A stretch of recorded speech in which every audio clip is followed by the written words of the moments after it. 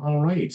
Bonjour tout le monde. Good morning, everyone. My name is Dave Bolger, and I'm a member of the board of directors here at the Ottawa branch of the National Association of Federal Retirees. I have a few administrative announcements before I introduce our guest speaker today. I'd like to begin by recognizing that the Ottawa branch is located on the unceded territory of the Algonquin Anishinaabe Nation. We extend our respect to all First Nations, Inuit, and Métis peoples for their valuable past, present, and future contributions to this land and to our country. On behalf of the Ottawa branch, I'm pleased to welcome you today to today's webinar, What is the Impact of Cognitive Decline on Driving Ability?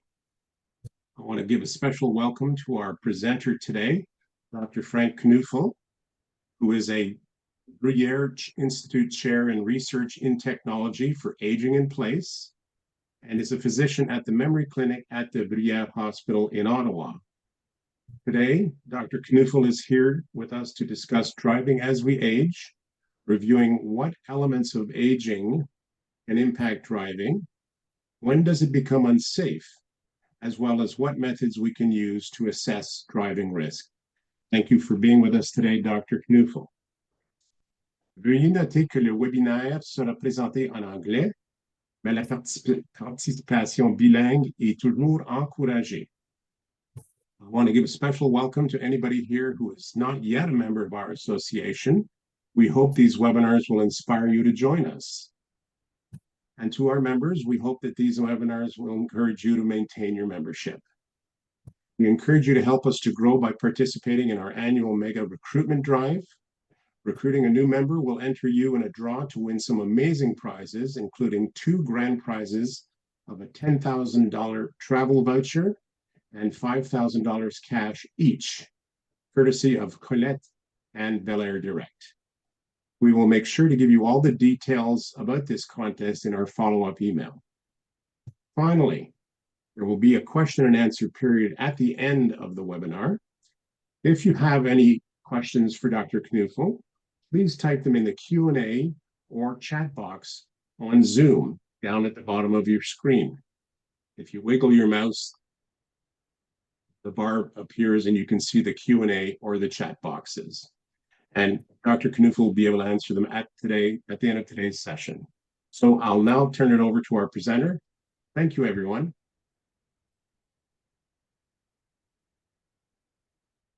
All right, just checking you can see the slides.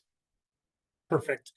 Merci beaucoup pour l'introduction. Thank you for this kind introduction and for inviting me to talk about my second most passionate topic of research.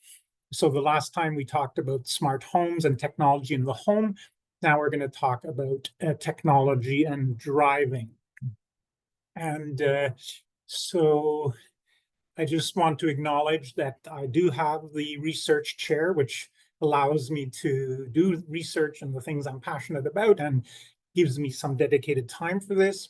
I also want to acknowledge the Canadian Foundation for Innovation that funded our driving simulator, and some of the things I'm going to be talking about today will involve that. And then the Bruyère Academic Medical Organization, which funded some of the projects I'll be talking about. Of course, no research of this magnitude is around one person. We have a very significant team of engineers, physicians, other clinicians, and we have a team of research assistants, of course. So thank you to all of them for freeing me up to be able to talk about the work we do. Just a quick background piece of information. In Ontario, and it is one of the few provinces like this, but in Ontario, it is the law that any medical practitioner shall report to the registrar at the Ministry of Transport that any person over 16 years of age that has a condition that could affect their ability to operate a motor vehicle.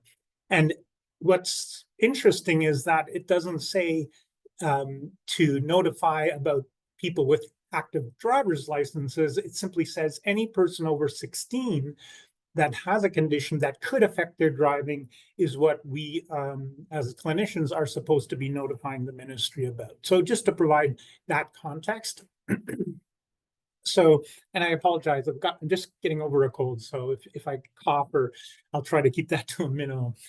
My outline for today, I will talk about aging and some of the physical changes that occur. Then we'll talk about aging and some of the cognitive changes that happen. Then we'll put those into the context of driving. We'll talk a little bit about how we assess driving risk, and then I'll talk a little bit, if I have time at the end, about some of the research we're doing. And this would be probably no longer appropriate, but maybe in the context of the results of the election, it isn't that inappropriate, you know, seeing a picture of General Lee diving over the pond. But of course, that's sort of our kids' version of, you know, fantastic driving. So aging and physical changes. Here we have, you know, a picture of a young driver, very young driver. And you can see right away a couple of things that, you know, that need to work for us to be able to drive. So you see he's sort of twisted around. He's heard something behind him. And so he's turned around. So we need that neck mobility. We need our hearing and our vision so we can identify the source of the noise. We need to be, of course, have leg mobility to press the gas and the brake. And then we need, you know, some core body functions to support all this. So we do need the heart and lungs to bring oxygen around the body. And yeah, the brain needs to function well. And so, you know, some obvious conditions that can affect us as we age as we age, our chances of having cataracts increases. And of course, that would affect our ability to see. Diabetes and vascular disease are also conditions affecting our vision. And hearing, right? Especially high frequencies decline with aging. And again, diabetes, vascular diseases, certain medications can impact hearing beyond that. And so we, you know, these are affected with age. Here's a picture of a joint, you know, our joints age, I'm sure everyone knows. And, you know, the kinds of things that happen is that our muscles, represented here in these pink fibers, right, that move the joints. We have a reduction in muscle mass, which happens sort of naturally with age. And instead of having muscles, it's sort of replaced by fibers. And so the muscles aren't as strong, and we lose muscle density. The bones, it's the same thing. The bones are not as strong over time, and the bone doesn't get replaced as well as we age. And in the joints, there's the cartilage, which allows that flexibility. And of course, many of us might have osteoarthritis, where some of this layer gets thinned. And then we have, you know, bone-on-bone movement, which reduces our mobility. And our lungs, it's the same story. This is sort of a cutaway view, but essentially we need muscles, the diaphragm and the intercostal muscles, to create suction for us to breathe in air. Then we need inside the lungs, of course, this oxygen exchange that happens at the level of the circulation. And as we age, these muscles, again, get weaker with time, and the exchange of oxygen in the lungs decreases with the thickening of the alveolar walls, and the problems with the circulation that we'll talk about in a second. And that's just straight age. And of course, unfortunately, over the years, we get exposed to pollution. We may get exposed to cigarette smoke. We may have additional conditions like asthma or COPD, which of course amplifies the problems with breathing. And finally, circulation. You know, the heart is the pump. It takes blue blood, sends it to the lungs to become red blood, and then sends it up to the brain and to the body to be used, with the blue blood coming back. And then that's the big cycle. But of course, as the circulation deteriorates with age, there's less oxygen exchange here in the lungs, but also less oxygen exchange in the vital organs, let's say in our feet or in our toes. We need to feel how far we are depressing the gas pedal. And in the brain, of course, up here where we need to do all the thinking and then the controlling of the driving. And the circulation decreases over time.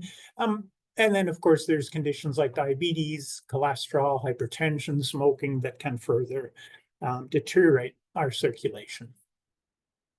So those are some of the just highlights on some of the changes associated with aging that are physical. Let's do a quick review of the brain.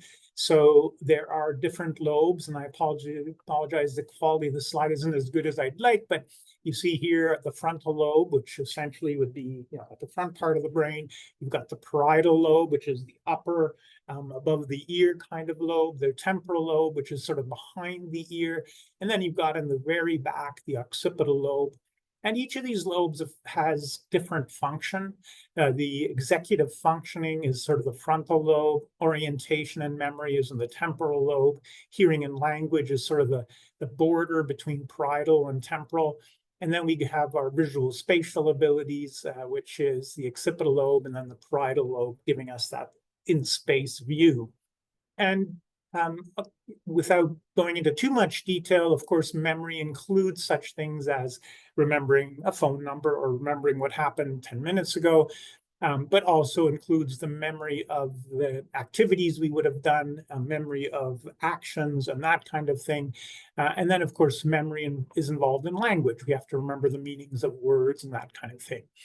Orientation is both time and place. Where am I in time? So it's 10:12, and it's 10:12 in the morning, and it is not just 10:12 on a random day, it is the 6th of November, etc. So we have this orientation to time, which gave you guys the ability to sort of join at the right time.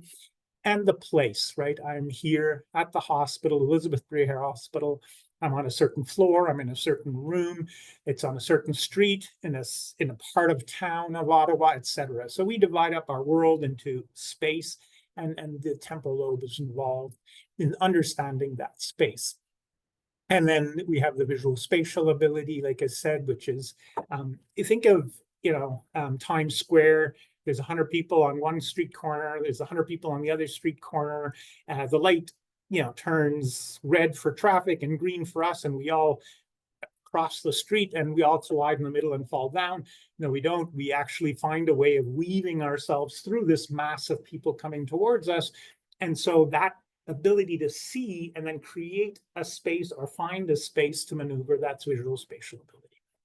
Hearing and language, of course, is that miracle, which is somehow I'm blowing air through my larynx and formed with my lip and tongue, and somehow you on the other end with your ears are able to interpret this air blowing and make sense of it and understand what I'm saying.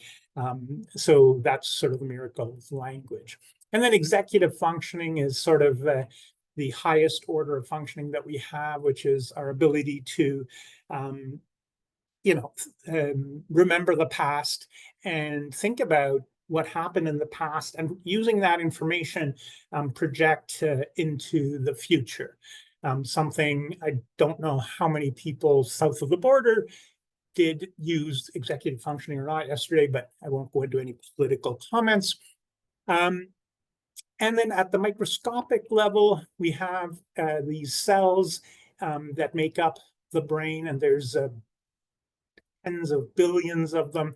And you see here the connection between one cell and the next cell, and we've sort of blown that up here. So electricity comes down the cell, it releases chemicals, they cross the border and then hit the next cell, and those chemicals then in turn create a new electric charge. So it's a combination of electricity and chemicals that essentially runs the brain.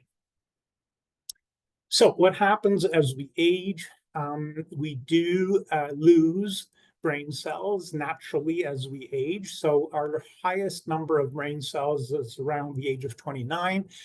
And after that, we lose about 50,000 a day, or 20 million a year, which if you use 20 billion as the denominator, you can see it's only about 0.1% per year. Although from 30 to 100, you'd have about 10% reduction of the number of cells, and that's assuming only a linear decline and no variability related to other conditions of aging or other diseases of the brain. So aging of the brain is real. If we divide the structure of the brain and look at different bits and pieces, so you can look at it from a macroscopic level. So you saw the picture, oops, let me go back here, right? So a young brain, it's nice and packed and dense, and then the older brain has, bigger valleys and it's got less meat on it, if you like. So that's sort of that macroscopic change of what we describe as brain atrophy. Then if we slice the brain and we can look at and see if there are areas that have not received enough oxygen through the circulation, and so you can see microvascular changes. Then of course there's all kinds of injury that can happen on the brain, normal pressure hydrocephalus, chronic traumatic encephalopathy, so the Boxer syndrome and that kind of thing. So there are macroscopic changes that matter. There are circuitry changes that matter. So obviously, if there's 20 billion cells that have hundreds of billions of connections that create this circuitry that allow our brain to function, then if the circuitry is affected, it will affect how our thinking works. So the first thing is the cells, individual cells start to shrivel up, and that affects the connections. There's less communication between cells, so that is going to affect the circuitry. But then, of course, cells do die, 50,000 a day. And so that is going to affect the circuitry over time as well. Then there are the metabolic changes. So we talked a little bit about sort of that chemical thing that happens in the brain. And so there are metabolic changes that hurt the brain. The one that's sort of talked a lot about is inflammation. Anoxia, of course, can be related to circulation, but other things as well. Toxins, right? So if we throw a whole bunch of alcohol at the brain, we know that that's a bad thing. Infection, obviously, if any kind of infection gets into the brain, that's going to affect the way we think. And then there's a ton of medication that crosses the blood-brain barrier that's going to affect how we think as well. And finally, there's what I would call microscopic structural changes.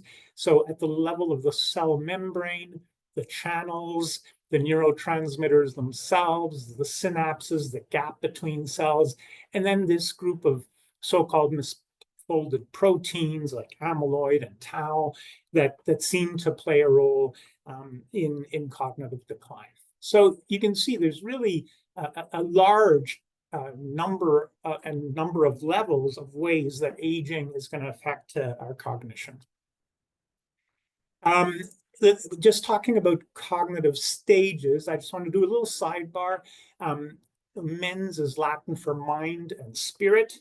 And so demens, it means mindless or spiritless.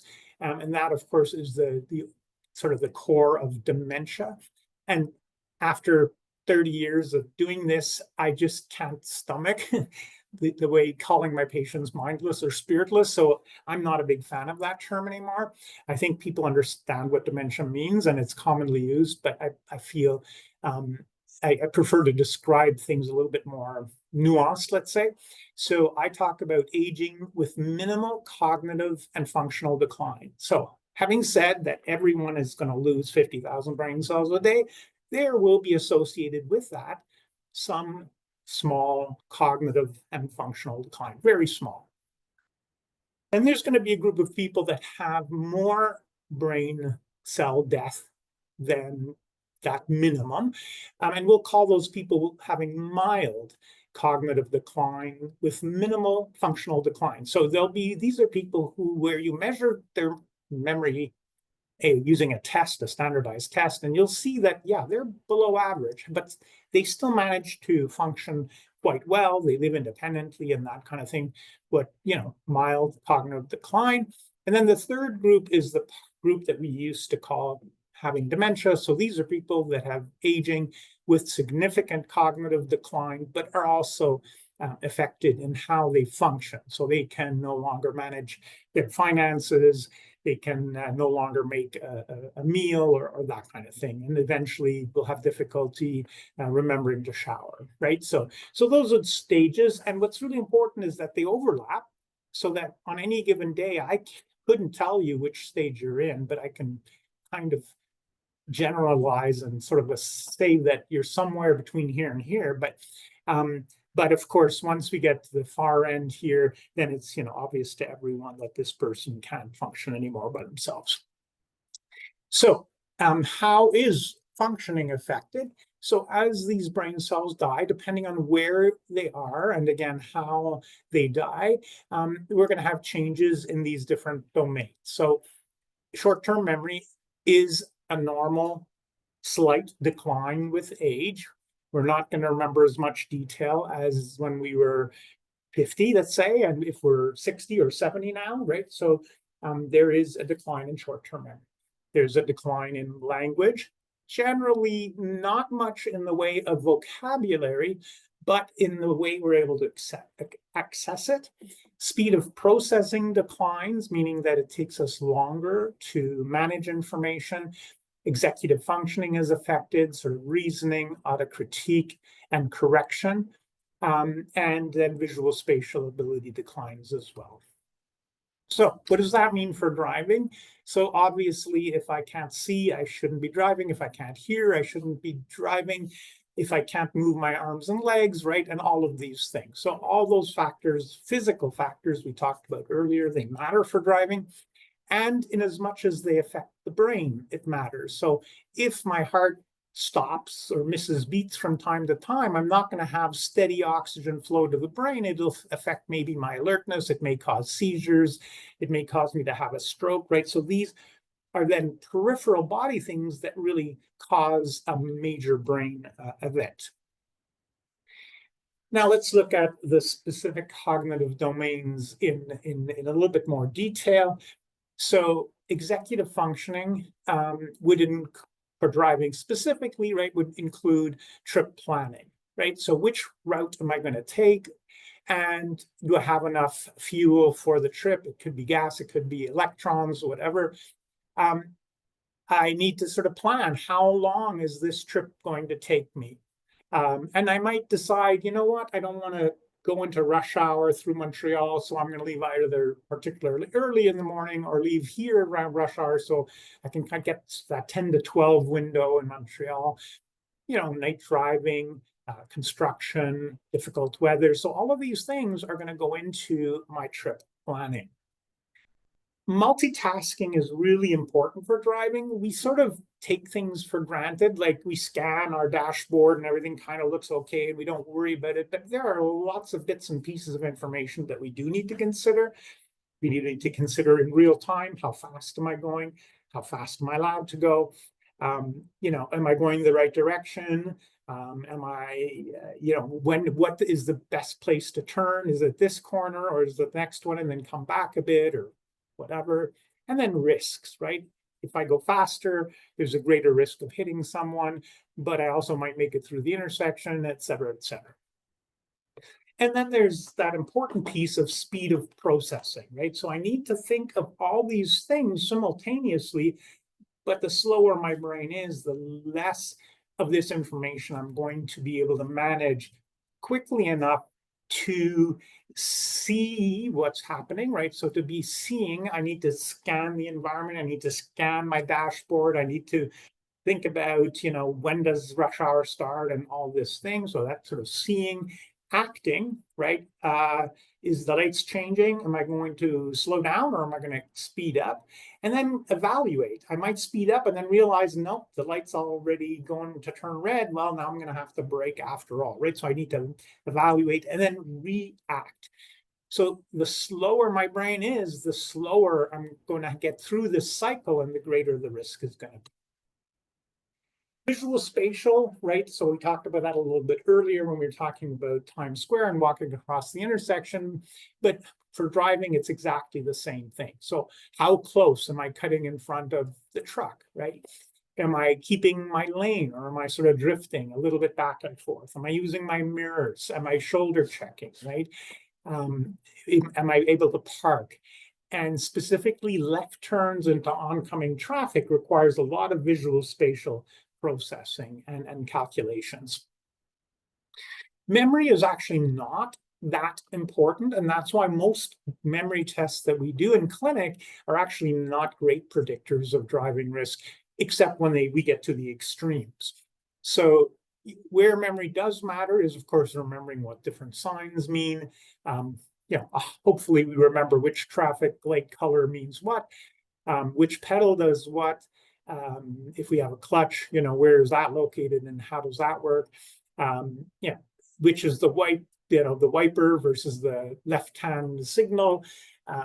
How's the dashboard laid out, etc. And I just, for fun, I kind of did, here's a very simple dashboard from sort of the 70s, 80s. And this is sort of today, we've got, complex computers with rolling screens and buttons that change the view. And obviously, requires much more memory and much more complexity in current vehicles. And procedures, right? How do I start the car? If I get into the car and I can't get her going, probably a sign that I shouldn't be driving her today. And then just to think about this a little bit, so let's say my visual spatial abilities are not as good. I'm developing cataracts, so nighttime driving is a little bit harder for me. So I lose my confidence, and so I drive less at night. But then what happens is I'm also losing my competence of driving at night, and then it's going to make me even more insecure, right? And so what happens is, as we age, naturally, we drive less and less eventually.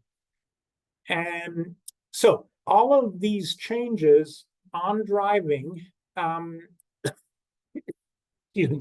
important ones are sort of that qualitative judgment, right? Like, can I make it through this intersection? Can I turn left between these two cars? Awareness of other drivers, speed control, right? Typically, older drivers are going to be driving slower. Errors at intersections, like I said, increased lane departure. So older drivers are more likely to drift between the lines or even over the lines. And of course, because they're not as aware of things happening, they're more likely to notice things last minute. So you're going to get a lot of unexpected braking. All of a sudden, bam, they need to react much more quickly rather than gradually adjusting the speed to the environment. And of course, parallel parking becomes more difficult. So what do we know in the literature? So this is data from crashes and fatal crashes over millions of miles traveled. And just to show you here different ages.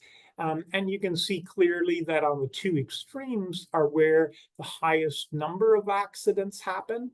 And so the crash number is the hollow point. And then the number of fatal crashes is this lower one, and it makes sense, right? That there's lots of crashes, but not a lot of fatality in the young because they're typically healthy and they can survive this thing. And you can see this crosses over in the older population. So many more deaths per accident compared to the younger population. So driving is not only dangerous for others, it's also dangerous for the older adults themselves. And so this is data from Canadian data. It's a bit old now, but it still makes a point. This is the number of Ontario drivers that have a diagnosis in those days, the diagnosis of dementia. So, 15,000, 21,500, 24, 30, 32, 34, with the expectation that within 5 years, 4 or 5 years from now, there'll be 100,000 older drivers in Ontario that will have some kind of cognitive decline, likely enough to be diagnosed with having dementia. And so what do we know about patients with dementia when they drive? So this is an interesting study. It's really hard to do, obviously. You can't prospectively keep track of drivers with dementia, but what they did is they reviewed the news feed, so newspapers and TV reporting, and they looked at the 207 drivers that got lost. and that had significant neurocognitive decline. So they had a diagnosis of dementia. They were 58 to 94 years old. They were found anywhere from 2 to 2,700 kilometers away from where they were planning to go. So, you know, people get lost and they keep going straight and they can drive halfway across the country. 81 of them were alive. And remember, this was 207. 35 were injured, 32 were dead, and 70 at the time of publication of the article had not been found. So that's still a substantial amount. So, you know, cognitive decline and driving really does matter. And I always put in one cartoon just for fun. I mean, not wanting to make too much levity of it, but this is kind of fun. I'll have a cheeseburger, large fries, and black coffee, she says. And then, you know, the people watching are saying, yeah, maybe it's time for us to start testing seniors' driving ability. One thing that I find in clinic a lot is, you know, doctor, I've been driving for 40, 50 years. The day I start feeling insecure, I promise you I will stop driving. Well, here's literature on, they took 75 older adults. Some of them had dementia, some of them had mild cognitive impairment, some had normal cognition. And they asked themselves, do you think you'll pass the driving test? They asked the family member that accompanied them, do you think they'll pass the driving test? And then they asked a neurologist, do you think they'll pass the driving test? And the participants themselves had about a 50-50 split, right? So you might as well toss a coin. So unfortunately, we cannot rely on an older adult themselves to be able to judge their safety for driving. Family members are right about 2/3 of the time. And even a specialist physician is only right about 3/4 of the time. So it just goes to show that it's an area that still requires a lot more understanding. So we've talked about you know, aging and cognition. We talked some of the impacts of cognition on driving. So let's talk a little bit about the driving assessment. So the Ministry of Transport does screening, as you probably know, after the age of 80. And if you remember on that curve, after 80 is when it really goes up steeply, the risk of crash and death. So it makes sense from the data that after 80, every 2 years, the government screens. Cognitive testing. So, you know, here at the memory clinic and across family physician offices and geriatrics clinics, and likewise, you know, across the province, there is cognitive testing that is included in the risk assessment of driving. There's on-road tests, driving simulators, and naturalistic driving, and we'll talk a little bit more about them in a second. But you know, the most classic test that probably many of you have heard about is the clock drawing test. And it's done by the Ministry of Transport, and it's also done in our clinic and in most clinics. So, you know, here we have a person that drew a clock. You know, the outside circle isn't too bad. First thing we notice, though, is that the number 1 sort of is the first number put. So, you know, normally we would put a 12 at the top of the circle. So right away we have a planning issue. The first 3 numbers are horizontal, which is not following the shape of the circle, right? And you can see that, you know, there's sort of more linear parts. There's sort of, you know, this is linear, this is linear, this is linear. We don't have that sort of round shape. And of course, the hands they seem to be pointing to the outside of the clock, but that's not where the numbers are. So, you know, we don't know which of these numbers is this hand supposed to be pointing to, and what time, you know, is it supposed to be on this clock. So the other thing is you see 10 and 10 and 12 and 13. And then an 11 was added. Presumably they checked their numbers and whoops, they'd missed the 11. And of course, 13, I'm not sure if they hadn't been stopped, if they'd gone 14, 15, 16, etc. So there's all of that, you know, information about executive functioning planning that we can get from a clock drawing. Another test that's used frequently at clinics that assess driving is called the TRAILS-B. And here you see on here, there are numbers and letters, and they're kind of all mixed up, but there's only one of each number and one of each letter. And the sequence is 1A, 2B, 3C, 4D, right? And so on. And what we do is we see, do they remember to alternate number letter? Can they get the order right? Or do they do after D, do they jump to F or L? And same with the numbers, right? Are the numbers still in order? And then how long does it take? And so that both of those pieces of information, the speed of processing of the information, the shifting of numbers and letters, and the time it takes are all good measures of brain functioning that we use to project onto driving. On-road tests, it is the gold standard for driving, but you probably hear in the news all the time that, that different driving centers have different standards.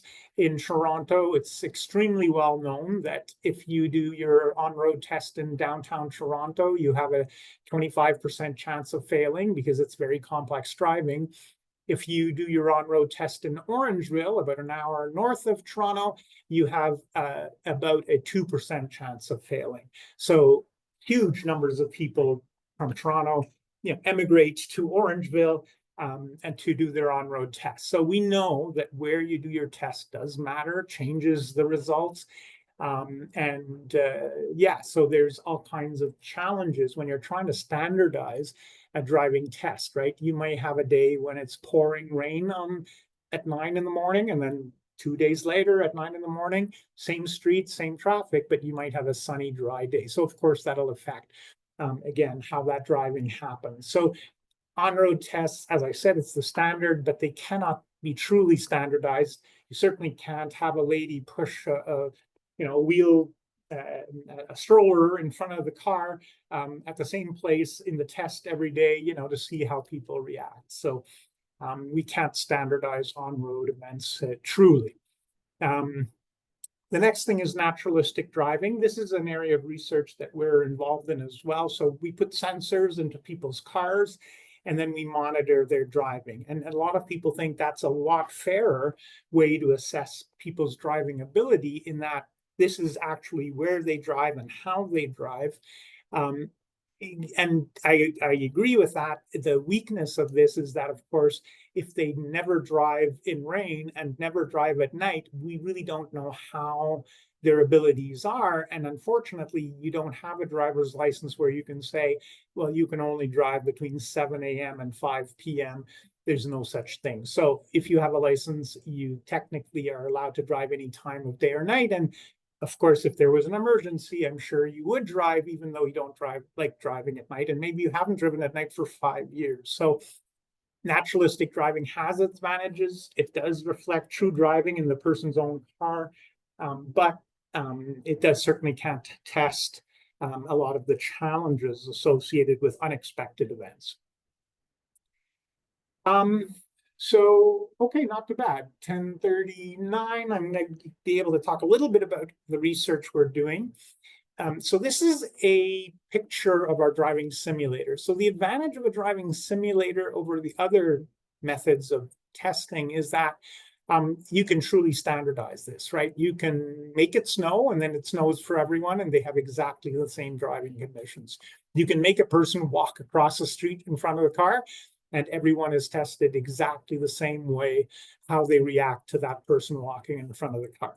And of course, no one gets hurt. You can drive up on the sidewalk and no one gets hurt. And so the advantages of the simulator are multiple.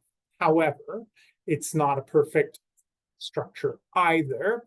And one of the problems is, because this is a computer simulation, you do get what's called simulator sickness or simulator adoption problems.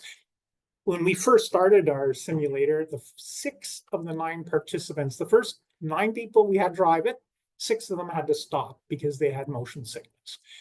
Now, 4 out of our first 60 were sick enough to actually vomit. So it is a real problem. And so we've spent a lot of time working on reducing simulator sickness. And I'm not going to bore you with all the little bits and pieces we've done, but we've spent a lot of time to reduce the symptoms. And right now we're running about 1 out of 3 people feels some kind of motion sickness, and enough to sort of for us to say, okay, well, let's stop. Now, let's look at some data. So the first question, of course, is when you have a simulator, it's no one's real car. And so, the things that you measure, does it represent anything in real life? So let's compare here. This is a reaction time. And let's just compare the 56 to 70-year-olds to the 71 and over. And so we have on the simulator modules that don't involve driving, but just sort of simulation of one function. So in the first column, this one here, the first row, we're talking about simply you keep pressing on the gas and keep the little lever in the green zone, and then all of a sudden the light changes, and then you hit the brake. So it's simply the number of milliseconds that it takes you to go from gas to brake. And you can see that from the 50-ish to the 70-ish drivers, there's a slowness, right? And as expected, and as we know in real life, and this is statistically significant, even though the numbers aren't huge. In a dual task, so you're driving, and again, it's not real driving, there's no movement, all you're seeing is keeping a certain speed, and then, but you don't know if the light's going to change or if you're going to get an arrow to turn left or an arrow to turn right. And again, it's the time it takes you to react, either gas to brake or turning left or turning right. So dual tasks take longer for everyone. So instead of 0.61, it's 0.73. But for the older group, the difference becomes even greater because now there's more variables. They don't know what to expect, and they don't know, what's going to happen. So even bigger difference in the driving, simply reaction time measurement without any, visual driving at all. Now, in this one, we have what I've been talking about, what we call the unexpected pedestrian crossing. So there's a vehicle parked, a tall vehicle parked on the side of the road, and you're passing it, and you can't see through this vehicle, and all of a sudden someone steps out from behind the vehicle in front of the car. So there's a number of variables that are measured, and I'm not going to, kind of overload you with information, but just to say that the speed that people are driving at, this is a sort of a downtown situation, the speed that people are driving at is quite different. And you can see the 20 to 35-year-olds are driving the fastest, which we know, of course, to be true in real life. Our younger drivers are more aggressive and drive faster. They don't expect as many bad things to happen. And without going into too many details, they were much more likely to hit the pedestrian that walked out from in front of the vehicle than the other age groups. So if we now go to an actual on-road driving test, this is a 15-minute on-road test, if you like, similar to the type of test you would do to get your graduate driver's license. And again, if we compare the 50 to 70 and then the 70 plus group, you can see that the 57 to 70 group has good average scores in all domains, and the 70 plus group is consistently lower in all dimensions, and then very significantly lower in their total driving score. And again, this is a reflection of what we do know happens in real life. And this is an interesting case. This person kind of slipped into the research without us realizing.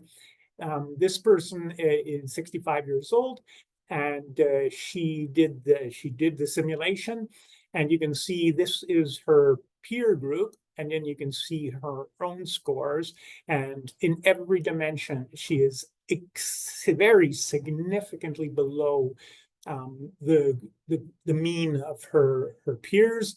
And when we asked her what she thought was going on, she said, well, honestly, I haven't driven in the last 7 years, and I was just thinking of buying a car and getting back on the road, and so I thought this was a good chance for me to see how my driving skills are. So interesting that we didn't know beforehand when she did the test why she would be an outlier, and then she confirmed that so even in someone with a valid driver's license who would test cognitively quite normal, but the fact that she had lost her skills. So here's some of the things we're doing research on, and I'll make it quick, but we are looking more at the normative data. We're looking at sex differences in driving. We're dividing the age groups a little bit differently, trying to see how different age groups and sex groups drive. We're doing research with the Heart Institute looking at chronic heart disease that can affect the brain. How does it affect driving? We're working with the Can Drive group that are developing a new screening tool for driving risk, and we're looking at how that tool correlates to driving on the simulator. We're doing work with Transport Canada about autonomous vehicles. We're working with the Canadian Automobile Association. They have shared with us driving data from 70,000 Canadian drivers, and we've been looking at changes in driving styles with age. And we're working with the Ministry of Transportation of Ontario, who is thinking about adding devices to older adults' vehicles and then using that to assess driving. And finally, in the context of autonomous vehicles, one thing is takeover. The other thing is, how could this help older adults that have cognitive decline?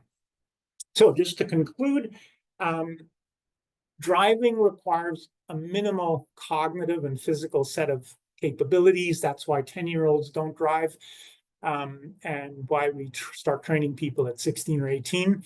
And with aging, unfortunately, we can expect physical and cognitive decline. And if we live long enough, it will require us to retire from driving. I think that is today, and I think the work we're trying to do and where we're looking to better understand is what role technology can play in better assessing driving risk. And also, our driving simulator is actually used for driver training. So, people with mild cognitive decline, is there the ability to teach them or to improve their driving skills and extend driving ability? So I will stop here and stop sharing my screen, and look forward to any questions or comments. Well, thank you very much, Dr. Knoefel. We do have a question in the Q&A box, and I would remind our participants to please type their questions in the Q&A box or in the chat box at the bottom of your screen. I'll read this question to you, Doctor. It's, how do some of the new safety features in cars today counteract the decline in skills? Yeah, so that's a great question, and that is, like I said, is exactly part of the research that we're doing with the Ministry of Transport, so the technology is great, and it can be a benefit. So, for instance, my car has Blue Cruise, so it can actually drive itself on the highway. And if I want to change lanes, all I have to do is press the turning signal, and then it actually does the shoulder check, so I don't even need to have neck mobility anymore, and that's great. And then it changes lanes, and then it passes the vehicle, and it says, I'm ready to go back in the other lane if you're ready. And then, yeah, I flick the switch, and it goes back into the other lane. So that's really amazing technology, and that's great. The problem is twofold. One is that it's making me lazy. Right, so I am not maintaining my skills in lane changing when the car does it by itself. The Other thing is if I forget that my car has this ability, so for instance, let's say lane centering, right? So it's great technology, but as many of you probably know, when you're driving and you're ready to change lanes, and let's say you don't put on your flasher, it'll jerk you back to the center of the lane. And if you forget that that technology is there, it's actually can be startling, right? And it could actually cause an accident. And with people with cognitive impairment, they're of course much more likely to forget some of these technologies. So, two parts. One, interesting and improved safety, certainly in real time. Two, and I'm just going to do it a sidebar. The airplanes, right, and this comes from the airplane industry, airplanes have been autopiloted now for decades. And initially, when the technology arrived, the automation, and pilots were really doing very little except, sort of take off and landing, keeping an eye on things. There was a famous crash in San Francisco, I believe it was San Francisco, where the autopilot failed. There was some communication issue between the airport and the plane, and the pilot needed to take over and couldn't. He'd forgotten what he needed to do for landing. So that takeover, it was a serious factor in that crash of that airplane. And so, automatic cars won't, in my view, won't exist, will not be the norm in my lifetime. And so there will be cars that have some automation, but many won't have any, and there'll be some mix of cars on the road. And so even if my car has automation, I need to be able to take over. And my car regularly tells me, take over. I don't see the lines. I don't know how to center the car. So take over. And that is the part where people with cognitive impairment may be at increased risk, which is why we're doing that research, which is the automation takeover, because it'll be a long time before we really have cars that require no takeover under any circumstances. But a great question. That's exactly, we wrote a couple of papers on this, one where we looked at, the potential for helping, and a couple that talked about the risk of automation and us losing our abilities to drive. Okay. We have another question, Doctor. What is the role of the family physician in determining whether a patient can continue to drive or not? Yeah, so I mean, the reality is that most older adults will have their first contact with a family physician. Although right now in Ontario, there's a couple of million people that don't have a family doc. So we have another whole other set of problems with that. But let's assume that your first contact is with your family physician or family provider. And so, it's important that they understand the age-related changes in driving and are able to do some level of assessment of driving risk. I don't think it's fair to expect a family physician to be able to to have my level of knowledge, because they would require my level of knowledge in every single condition your body could possibly have, which is just impossible. So that's why we have general practitioners or family doctors that sort of take a global look at you and have some idea of most of what's going on. But when things go awry, then hopefully they connect with specialty centers, such as one here at Bruyère, if they're not sure about the driving risk. But yes, absolutely, a family physician, and this is the law, if they have one of their patients that has either physical and or cognitive changes that put their driving at risk, they either need to notify the Ministry of Transport or at least refer to a place that can do, a higher level assessment. Yeah.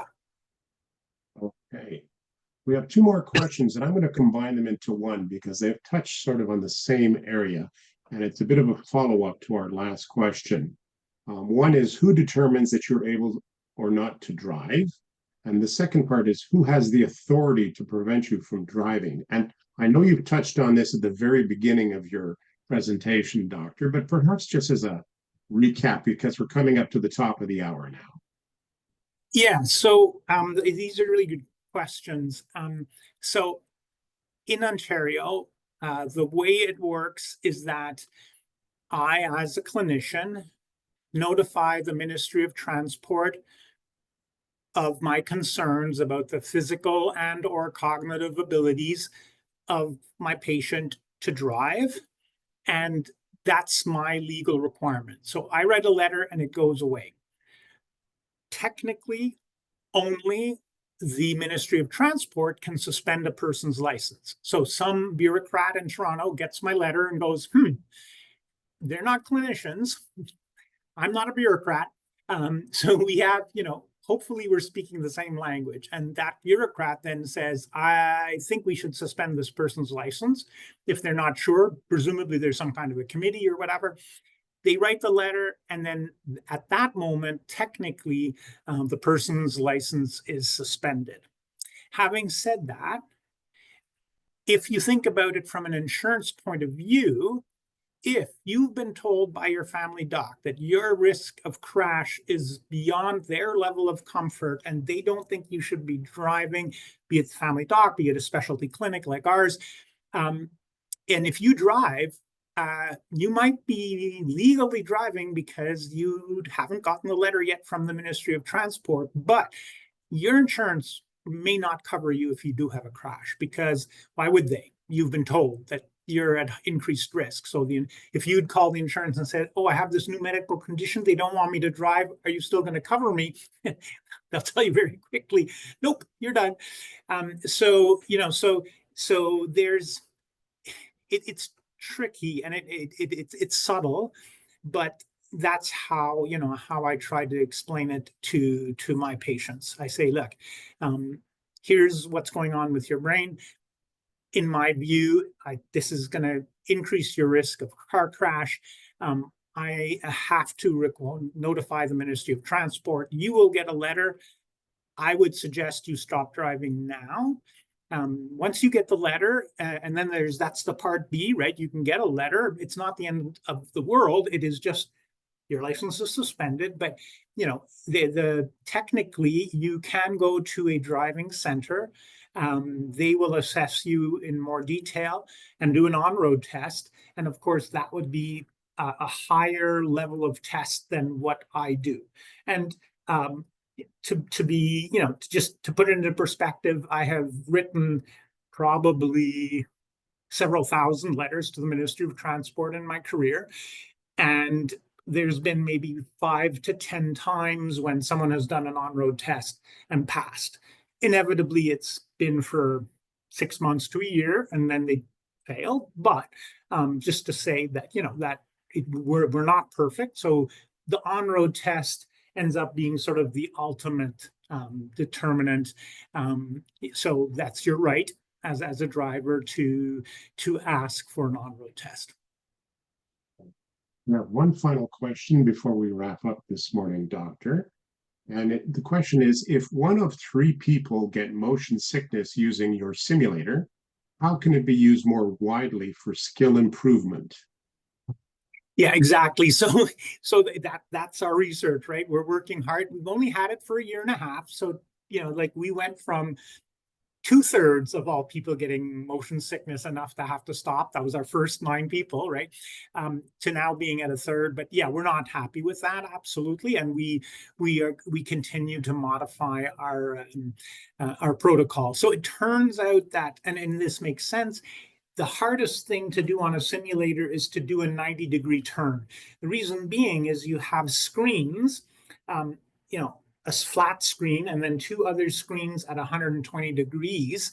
And through that 120-degree angle, you're trying to make a smooth motion that represents sort of a complete circle. When you think about how your eye sees the world, it's completely round.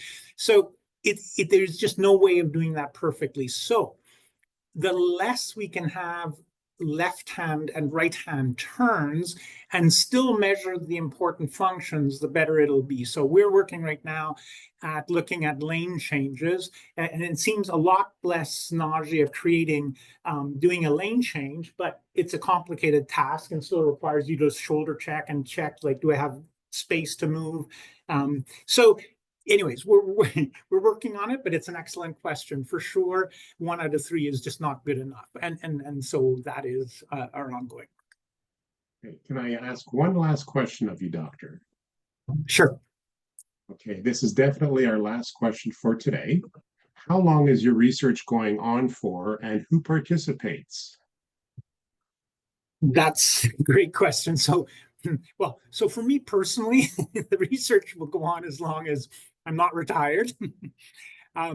So we, research, how it works is that we apply for grant money, and then we get a project funded, and then we apply for more grant money and do other projects, and they sort of overlap. So all those projects you saw that we're trying to do, 7, 8 projects right now, and they all help fund the research assistance and the technology that we're using and that kind of thing. So as long as we get funding, we can continue to do the research.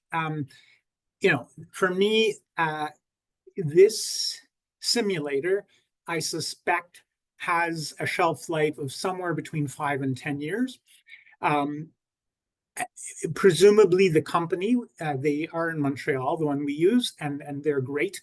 And presumably they will continue to modify their technology and keep it up to date. So it may be that, it's possible to maintain the simulator to continue to be state of the art. But yeah, so I mean, those are the variables, right? If we run out of money, well, we can't do research. If the simulator breaks, we can't do that research. We can do other research, but we can't do that simulator research. So those would be the variables. Now, who are the participants? The participants are anything from volunteers. So we do ask people to, that are interested in supporting research to contact the Bruyère, it's now the Bruyère Health Research Institute. We just changed our name a couple of days ago, but contact us. We always need volunteers for all kinds of research, especially at the memory clinic where, we're looking at cognitive aging.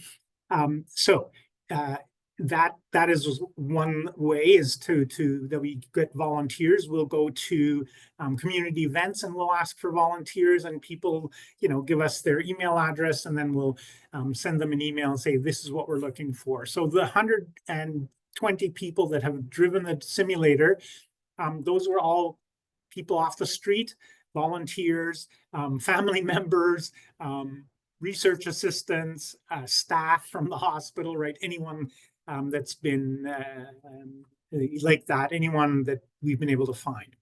And we are always recruiting more people. So anyone, if you'd like to get in touch with us, please contact us. And I should have put a slide with our email address, but you can contact me directly. My email is fknoefel, so my first initial, Knoefel, my last name, @bruyere.org. You can certainly contact me directly, and we'll find a way to do that. When we do a particular research project, so for instance, with the heart disease, right? How does heart disease affect driving? There, what we do is we recruit people that have a particular condition. And in that case, we are actually going to the Heart Institute with partners there. They are recruiting people from their clinics that have a certain type of heart condition. And then they'll send them over here, and then we'll do the driving testing with them. But even for that research, we do need a control group of people that don't have heart disease to so that we can compare the two groups. And again, we'll always need volunteers, healthy volunteers from the community to help us out in that. So I hope that answers the question about participants. We always need healthy controls that are willing to donate time, and it's really just a couple of hours of your time. You come in, we teach you how to use the simulator. We do a couple of small assessments, and then you just try and drive, and we make sure there's brakes, and you get a chance to to go outside, go for a walk, have some ginger ale, have a cookie, whatever. So it's a couple of hours of time for one assessment. But thank you for that question. Thank you so much, Dr. Knoefel. We'll make sure that your contact information goes out in our follow-up email for this presentation. I'd like to remind our members and everyone watching today that there will be a follow-up email. It'll include information on how to access the recording in case people want to watch it a second time, as well as additional information on our recruitment drive. Remember, you can invite non-members to attend our webinars and try us out as a guest. To register for upcoming webinars, please visit the Ottawa branch website at NAFR Ottawa, all one word, .com. On behalf of the branch, I'd like to thank Dr. Frank Knoefel for his time today and his very informative presentation. Please follow on our website the upcoming webinars. I hate to say it, Doctor, we may call on you again in the future. Hopefully, some of our members will volunteer, participate in your research because we know it's for a good cause. My own mother was actually a patient of Bruyère some years ago, so I do have that personal connection as well. So I would encourage anybody watching today, this is a good thing for our community. It's a good thing for the older drivers in our community, and it also helps researchers like Dr. Knoefel do their work. And as retired public servants, we all know that getting that funding is an important part of any form of research. And consequently, we encourage you to participate and help this great research so that it continues. So on behalf of the Ottawa branch, I'd like to thank everyone again today for your participation. And that said, we're going to sign off for now. Thanks again for participating. Bye now. Thank you.